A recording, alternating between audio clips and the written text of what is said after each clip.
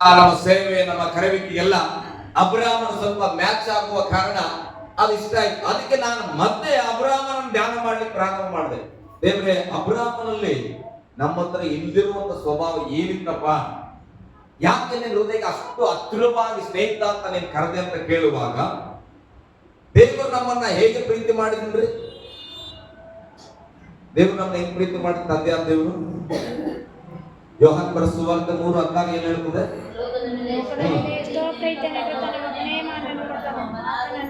ಯಾರಿಗಾಗಿ ಕೊಟ್ಟನು?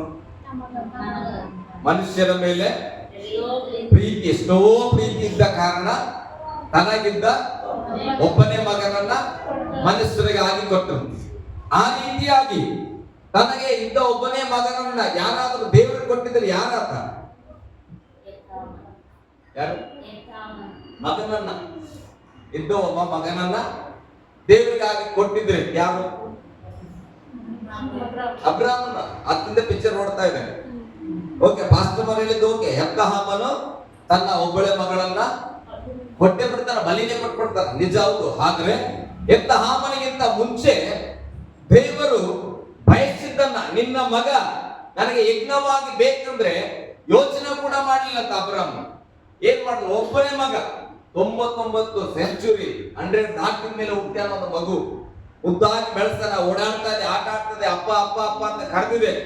ಆ ಮಗುವನ್ನ ದೇವರು ನನಗೆ ಬೇಕಂತ ಕೇಳುವಾಗ ಅಬ್ರಾಮನ ಹೃದಯ ಯಾಕೆ ದೇವರಿಗೆ ಮೆಚ್ಚುಗೆ ಆಯ್ತು ಅಂದ್ರೆ, ಒಬ್ಬ ದೇವರು ಹೇಗೆ ಮನುಷ್ಯರಿಗಾಗಿ ತನ್ನ ಒಬ್ಬನೇ ಮಗನನ್ನ ಕಳಿಸುವುದಕ್ಕೆ ನಿರ್ಧಾರ ಮಾಡಿದ್ದಾನೆ, ಇನ್ನ ಕಳಿಸಲಿಲ್ಲ.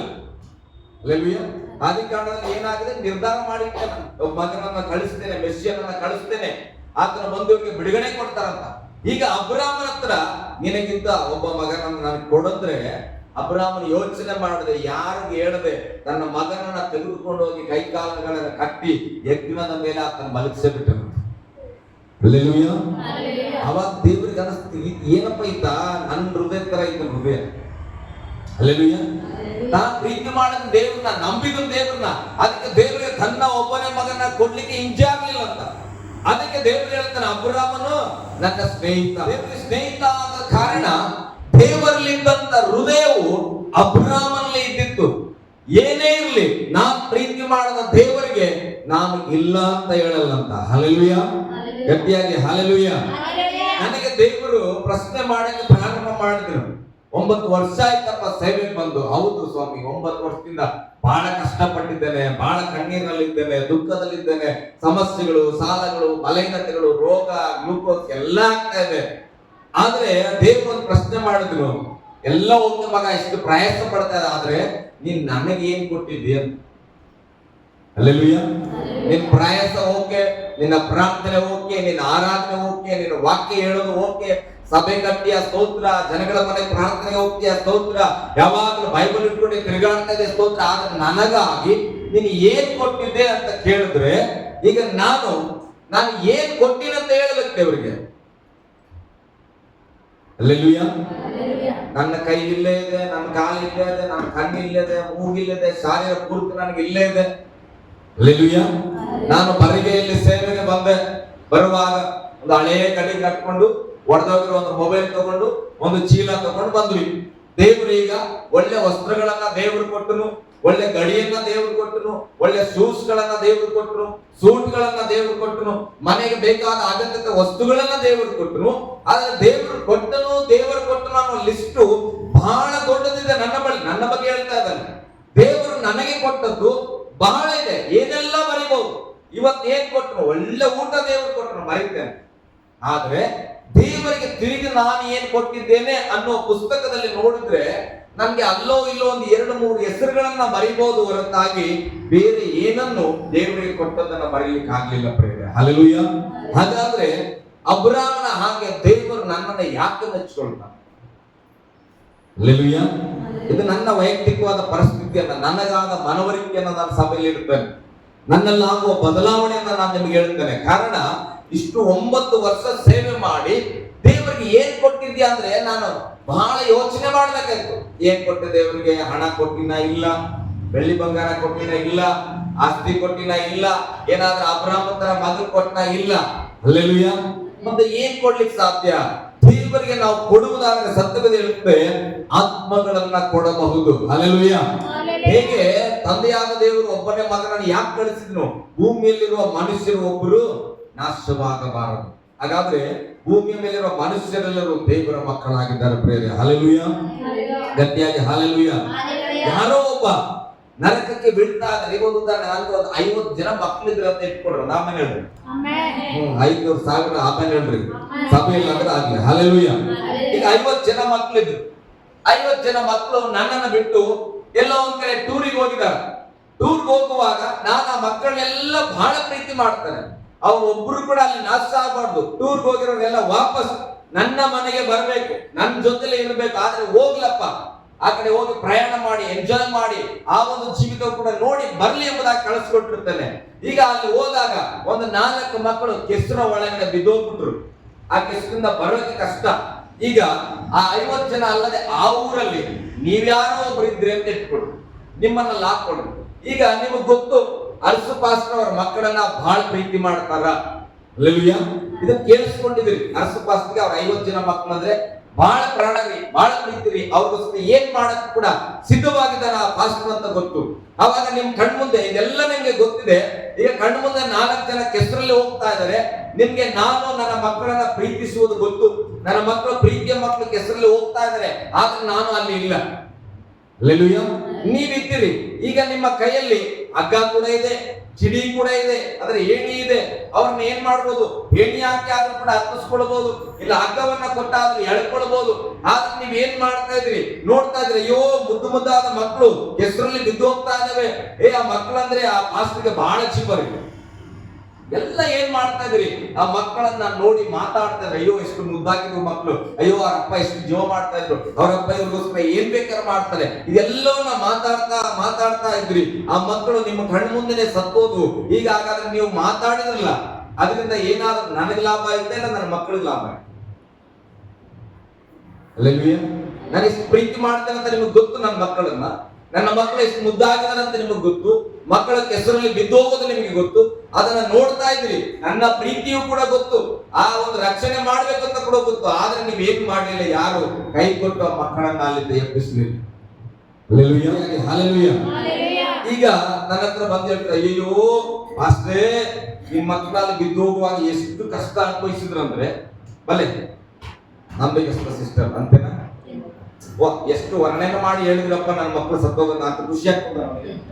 ಅದೇ ಯಾರೋ ಹೋಗಿ ಪಾಪ ಇಲ್ಲಿ ಸ್ವಲ್ಪ ಕೈ ಕೊಡಂತೆ ಅವ್ರನ್ನ ಎಬ್ಬಿಸಿ ಸ್ನಾನ ಮಾಡಿಸಿ, ಬಾ ಇಲ್ಲಿಂದ ಬಂದ ನೀನು ಬಾ ಇಲ್ಲಿ ನಿನ್ನ ಕರ್ಕೊಂಡಾಗ ಏನ್ ಮಾಡ್ತಾರೆ, ನಿಮ್ಮ ಅಪ್ಪನ ಹತ್ರ ಬಿಡ್ತಾನೆ ಅಂತೇಳಿ ಕರ್ಕೊಂಡು ಬಂದಾಗ, ಸಾರ್ ನಿಮ್ ಮಗ ಕೆಸರು ಬಿದ್ದು ಹೋಗಿದ್ದೇನ್ರಿ, ನಾನು ಏನ್ ಮಾಡಿದೆ ಅವ್ನಿಗೆ ಕೈ ಕೊಟ್ಟು ಸ್ವಲ್ಪ ಕರ್ಕೊಂಡು ಬಂದಿದ್ದೇನೆ, ಸ್ವಲ್ಪ ಜೋಪಾನ ಮಾಡ್ಕೊಡ್ರಿ.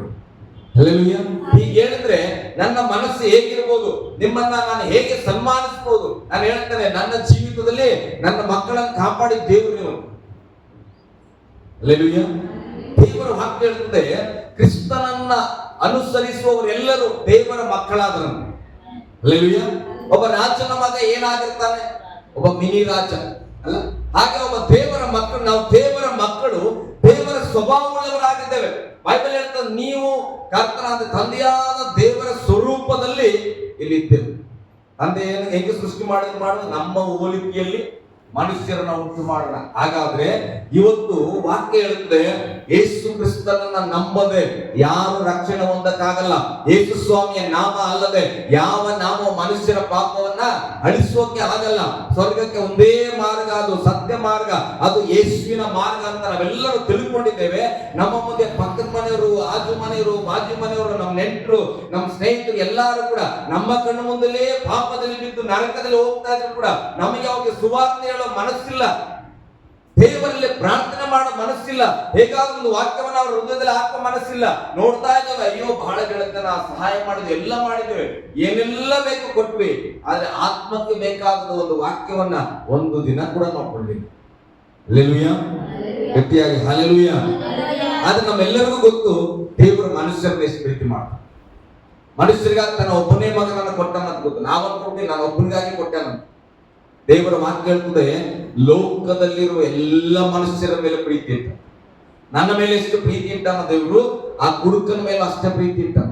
ಹಾಗಾದ್ರೆ ಈಗ ನಮ್ಮ ಮನಸ್ಸು, ಆತ ಕುಡುಕ ಬಿಡ್ರಿ, ಆತ ನಿನಗೆ ಕೊಡುತ್ತಾಗಿರ್ಬೋದು, ಆದ್ರೆ ತಂದೆಗೆ ಆತನ ಮೇಲೂ ಇಂಜಿನಿಯರ್ ಓದಿನವರ ಮೇಲೆ ಎಷ್ಟು ಪ್ರೀತಿ ಇದೆಯೋ ಆ ಕುಡುಕನ ಮೇಲೂ ಅಷ್ಟೇ ಪ್ರೀತಿ. ಹಲ್ಲೆಲೂಯಾ. ಗಟ್ಟಿಯಾಗಿ ಹಲ್ಲೆಲೂಯಾ. ನನಗೇನು ಅನುಭವ ಇಲ್ಲ ಮಕ್ಕಳ ಬಗ್ಗೆ, ನಿಮ್ಗೆ ಅನುಭವ ಇದೆ. ಹಲ್ಲೆಲೂಯಾ. 4 ಜನ ಮಕ್ಕಳಿದ್ರೆ ಯಾವತ್ತಾರು ಇವತ್ತೇ ನನಗೆ ಬಹಳ ಪ್ರಾಮುಖ್ಯ, ಇವ್ ಸತ್ರ ಪರವಾಗಿಲ್ಲ ಅಂತವ. 100 ಜನ ಮಕ್ಕಳಿದ್ರೆ ಒಬ್ಬ ತಾಯಿ ಒಂದು ಮಗುಗೆ ಆರಾಮಿಲ್ಲ ಅಂದ್ರೆ ಆ 100 ಜನದಲ್ಲಿ ಅವ್ರನ್ನ ಬಿಟ್ಟು ಯಾರ ಬಳಿ ಹೋಗ್ತಾರ? ಆರಾಮಿದ್ರು ಕುಸತ್ರ ಆಕೆಗೆ ಹಣೆ ಪಟ್ಟೆ ಕಟ್ಟು, ಇಂಜೆಕ್ಷನ್ ಮಾಡಿಸು, ಏನೋ ಮಾಡಿಸು, ಆಕಿ ಕೈ ಹೊತ್ತು ಕಾಲು ಹೊತ್ತು ಎಲ್ಲ ಮಾಡ್ತಾರೆ. ಕಾರಣ ಏನು? ತಾಯಿಯ ಹೃದಯ ನನ್ನ ಮಕ್ಕಳು ಅದನ್ನ ಮಕ್ಕಳಷ್ಟೇ ಮುಗಿದೋಯ್ತು. ಬೆಳ್ಳಗದನ ಕೆಂಚಿಗದನ ಓದ್ಯಾನ ಓದಿಲ್ಲ ಇದೆಲ್ಲ ಲೆಕ್ಕ ಬರಲ್ಲ. ಅದಕ್ಕಿಂತ ಹೆಚ್ಚಾಗಿ ದೇವರು ನಮ್ಮನ್ನ ಪ್ರೀತಿ ಮಾಡಿದನ ಪ್ರಿಯರೇ. ಹಲ್ಲೆಲೂಯಾ. ಗಟ್ಟಿಯಾಗಿ ಹಲ್ಲೆಲೂಯಾ. ಇವತ್ತು ನನ್ನನ್ನು ಕೂಡ ದೇವರು ಮೆಚ್ಚಿಕೊಂಡು ಅರಸು ನನ್ನ ಸ್ನೇಹಿತ ಅಂತ ಹೇಳ್ಬೇಕಾದ್ರೆ ಎಷ್ಟೋ ಲಕ್ಷಾಂತರ ಜನ ನಾಶವಾಗ್ತಾ ಇದ್ದಾರೆ ದೇವರ ಮಕ್ಕಳು. ಅವರಿಗೆ ಏನಾದ್ರೂ ಸ್ವಲ್ಪ ವಾಕ್ಯ ಹೇಳಿ ಅವರನ್ನ ದೇವರ ಕಡೆಗೆ ನಡೆಸಿ ಅವರ ಪಾಪ ಕ್ಷಮಿಸಲ್ಪಟ್ರೆ ಆವಾಗ ಆ ವ್ಯಕ್ತಿಯನ್ನ ನಾನು ದೇವರಿಗೆ ಕೊಟ್ಟ ಹಾಗೆ. ಹಲ್ಲೆಲೂಯಾ. ಯಾಕಂದ್ರೆ ನಮ್ಮ ಮಕ್ಕಳು ಕುತ್ತಿಗೆನ ಇಸ್ಕಿ ಸಾಯಿಸಬೇಕಾಗಿಲ್ಲ. ದೇವರ ಮಕ್ಕಳು ನಾಶನದಲ್ಲಿದ್ದಾರೆ, ಅವರನ್ನ ಏನ್ ಮಾಡ್ಬೇಕು? ಸತ್ಯದ ಮಾರ್ಗಕ್ಕೆ ತಂದು ನಿಲ್ಲಿಸಿದ್ರೆ ನೀನು ಆ ಮಗನನ್ನ ದೇವರಿಗೆ ಒಂದು ಯಜ್ಞವಾಗಿ ಕೊಟ್ಟಂತೆ. ಹಲ್ಲೆಲೂಯಾ. ಗಟ್ಟಿಯಾಗಿ ಹಲ್ಲೆಲೂಯಾ. ಬಹಳ ಸಮಯ ಹೋಗ್ಬಿಟ್ಟಿದ್ರೆ ನಮ್ಮ ಜೀವಿತದಲ್ಲಿ, ವರ್ಷಗಳು ಹೋದು, ತಿಂಗಳುಗಳು ಹೋದು, ನಮಗಿರುವಂತ ದಿನಮಾನವನ್ನ ಒಂದು ಯೋಚನೆ ಮಾಡೋಣ. ದೇವರು ಒಂದು ದಿನಕ್ಕೆ ಒಬ್ಬರಿಗಾದ್ರೂ ನಾನು ಯೇಸು ಬಗ್ಗೆ ಮಾತಾಡ್ತೇನೆ, ಒಂದು ಕುಟುಂಬಕ್ಕೋಸ್ಕರ ನಾನು ಪ್ರಾರ್ಥನೆ ಮಾಡ್ತೇನೆ. ದೇವರೇ ಅವರಾದಾಗಿ ಆದ್ರು, ಯಾವುದೋ ಒಂದು ಗ್ರಾಮಕ್ಕಾಗಿ ಆದ್ರು, ಕುಟುಂಬದಲ್ಲಿ ಯಾರಾದ್ರೂ ಹೆಸರುಗಳನ್ನ ತಿಳ್ಕೊಂಡು ದೇವರ ಅವ್ರನ್ನ ಸುಮಾರು ಕೇಳಕ್ಕೆ ನಿನ್ನ ಮಾರ್ಗವನ್ನ ಬೇರೆ. ಹಲ್ಲೆಲೂಯಾ. ನಾನು 2016ರಲ್ಲಿ ಬೈಬಲ್ ಸ್ಟಡಿಗೆ ಹೋದಾಗ ನನಗೆ ಸೇವಕರೊಬ್ರು ಹೇಳಿದ್ರು, ನಿನ್ ಡೈರಿಯಲ್ಲಿ ಯಾರ್ಯಾರು ರಕ್ಷಣೆ ಹೊಂದ್ಬೇಕಂತಾರಪ್ಪ ಅವ್ರ ಹೆಸರು ಬರ್ಕೊಂಡು ನೀನ್ ಪ್ರಾರ್ಥನೆ ಮಾಡು. ಹಲ್ಲೆಲೂಯಾ. ಅನೇಕ ಹೆಸರುಗಳನ್ನ ನಾನು ಬರೆದು ಪ್ರಾರ್ಥನೆ ಮಾಡ್ತಾ ಇದ್ದೇನೆ. ಅದರಲ್ಲಿ ಇವತ್ತು ನಮ್ಮ ದೊಡ್ಡಮ್ಮ ರಕ್ಷಣೆ ಹೊಂದಿಕೊಂಡಿದ್ದಾಳೆ.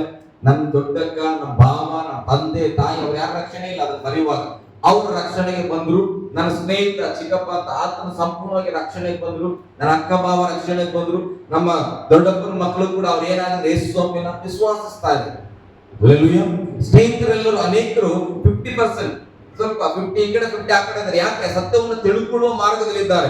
ಹಾಗಾದ್ರೆ ಒಂದು ಡೈರಿಯಲ್ಲಿ ಬರೆದು ಪ್ರಾರ್ಥನೆ ಮಾಡುವಾಗ ದೇವರು ಅವರಿಗೆ ಸುವಾರ್ತೆ ಹೇಳಲಿಕ್ಕೆ ಬಾಗಿಲು ತೆರೀತಾನಂದ್ರೆ ಕಣ್ಣು ಮುಂದೆ ಎಷ್ಟೋ ಜನ ಆದಾರ, ಅವ್ರಿಗೋಸ್ಕರ ನೀವು ಪ್ರಾರ್ಥನೆ ಮಾಡಿದ್ರೆ ದೇವ್ರ ಮಾರ್ಗ ತೆರೆಯಲ್ಲ.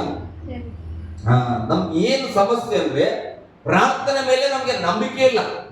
ನಾನು ಪ್ರೇಯರ್ ಮಾಡಿದ್ರೆ ಅನುಕೂಲ ಆಗ್ತದೆ, ನಾನು ದೇವರೊಟ್ಟಿಗೆ ಮಾತಾಡಿದ್ರೆ ದೇವರು ನನಗೆ ಸಹಾಯ ಮಾಡ್ತಾರಂತ ನಂಬಿಕೆ ಇಲ್ಲ. ನನಗೆ ತಪ್ಪಾಗಿ ಎಣಿಸ್ಬೇಡ್ರಿ, ತಾಲೂಕ್ ಪಂಚಾಯತಿಗೆ ಹೋಗಿ ಏನಾದ್ರು ಕೆಲಸ ಮಾಡ್ಕೊಂಡು ಮಾತ್ರ ನನಗೆ ವಿಶ್ವಾಸನೇ ಇಲ್ಲ. ಹಲ್ಲೆಲೂಯಾ. ಯಾಕಂದ್ರೆ ಆಗಲ್ಲ ಅಂತಲ್ಲ, ನಾನು ಹೋಗಿ ಏನೇನ್ ಕೆಲಸ ಮಾಡಕ್ಕೆ ಹೋಗಿನಲ್ಲ ತಾಲೂಕ್ ಪಂಚಾಯತಿಲಿ, ಒಂದು ಕೆಲಸ 30 ವರ್ಷ ಮೇಲೆ ದಾಟ್ತಾ ಇದೆ, 35 ಒಂದು ನಾನು ಹೋಗಿ ಕೆಲಸ ಮಾಡೋದು ಸಕ್ಸಸ್ ಆಗಿಲ್ಲ. ಅದಕ್ಕೆ ನನಗೆ ಏನ್ ಅನ್ಸ್ತದ, ಯಪ್ಪ ಅಲ್ಲಿ ಏನ್ ಬಂದ್ರು ನನಗೆ ಬೇಡ ಹೋಗ ಕಡೆ ಅನ್ಸ್ತದೆ. ಯಾಕೆ? ನಾನು ಹೋಗಿ ಅಲ್ಲಿ ಏನಾಗಲ್ಲ, ಸಕ್ಸಸ್ ಕಂಡಿಲ್ಲ. ಅದೇ ಇಲ್ಲೇ ಉದಾಹರಣೆ ನಮ್ಮ ದಿನಕರ್ ಹೇಳೋದಾದ್ರೆ, ದಿನಕರ್ ತಮ್ಮ ಏನ್ ಹೇಳ್ತಾರೆ ಅಂತ, ಸರ್ ಅದೇನಿಲ್ಲ ಸರ್, ಹಿಂಗ್ ಹೋಗಿ ಅಲ್ಲಿ ಹಾಕ್ಬಿಟ್ರೆ ಇಷ್ಟು ದಿನದಲ್ಲಿ ಅದು ಬರ್ತದೆ, 1-2 ಸಲ ಫೋನ್ ಮಾಡ್ಬೇಕು, ಒಂದ್ಸಲ ನಾವು ಗ್ಯಾಪ್ ಕೊಡ್ದಂಗೆ ಅವ್ರ ಹತ್ರ ಹೋಗಿ ಮಾತಾಡಿದ್ರೆ ಅದು ತಗೊಂಡ್ಬಿಡ್ಬೋದು. ಯಾಕೆ? ತಮ್ಮನ ಅನುಭವ ಇದೆ. ಆತನ ಹೋಗಿ ಅನೇಕ ಕೆಲಸಗಳನ್ನ ಖುದ್ದ ಆತನೇ ಮಾಡ್ಕೊಂಡು ಬಂದಾನ. ಅವನಿಗೆ ಏನಿರ್ತದೆ, ಈಗ ಯಾವುದೇ ಅಪ್ಲಿಕೇಶನ್ ಬಗ್ಗೆ ಬಂದ್ರು ಕೂಡ ಆತನ ಜ್ಞಾನ ಉಂಟು, ಒಂದು ನಂಬಿಕೆ ಉಂಟು. ಏನು? ನಾನು ಹೋಗಿ ಅಲ್ಲಿ ಮಾಡಿದ್ರೆ ಅದು ಕೆಲಸ ಆಗ್ತದಂತ. ಅದೇ ನನ್ನನ್ನ ಕೇಳಿದ್ರೆ ಏನ್ ಮಾಡ್ತಾರೆ, ಅದು 1 ಕೋಟಿ ಬರ್ತಂದ್ರೂ ಕೂಡ ನನ್ನ ಮನಸ್ಸು ರೆಡಿನೇ ಆಗಲ್ಲ. ಯಾಕೆ? ನಾನು ಏನಾಗಿದ್ದಿಲ್ಲ, ಅದರಲ್ಲಿ ಅನುಭವ ಇಲ್ಲ, ಗೆದ್ದಿಲ್ಲ ನಾನು. ಹಾಗೆ ಪ್ರಾರ್ಥನೆ ಜೀವಿತ ಕೂಡ ಕೆಲವರಿಗೆ ಪ್ರಾರ್ಥನೆ ಅಂದ್ರೆ ಯಾಕೆ ಆಗಲ್ಲ, ಪ್ರಾರ್ಥನೆ ಅಂದ್ರೆ ಯಾಕೆ ನಂಬಿಕೆ ಇಲ್ಲ ಅಂದ್ರೆ ವಿಶ್ವಾಸದಲ್ಲಿ ಪ್ರಾರ್ಥನೆ ಮಾಡಿಲ್ಲ, ಒಂದು ಪ್ರಾರ್ಥನೆ ಉತ್ತರವನ್ನ ಪಡ್ಕೊಂಡಿಲ್ಲ. ಅದಕ್ಕೆ ಪ್ರಾರ್ಥನೆ ಮಾಡಿ ಅಂದ್ರೆ ಏನ್ ಪ್ರಾರ್ಥನೆ ಮಾಡ್ಬೇಕು ಸರ್ ಅನ್ಸ್ತು. ಹಲ್ಲೆಲೂಯಾ.